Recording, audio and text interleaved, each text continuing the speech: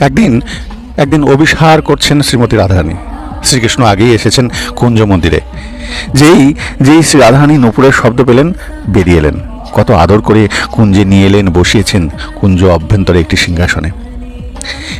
সেদিন রাধারানী অতি উদার। দেখছেন কীরকম যেন সাক্ষাৎ কুঞ্জ দেবতা। দেবী যখন তখন আরাধ্যা, পুজো করতে হবে তো। দেবীর পদপ্রান্তে বসে কৃষ্ণ অশ্রু পড়ছে।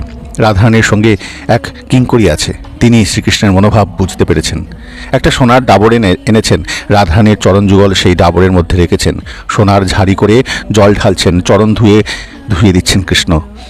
জল আর অশ্রু মেশামেশি, জলের মতো অশ্রুও পড়ছে। রাধারানীর চরণ ধৌত করলেন, বুকের কাছে টেনে নিয়ে কত সোহাগ ভরে পীতবাসে মুছিয়ে দিলেন চরণ যুগল।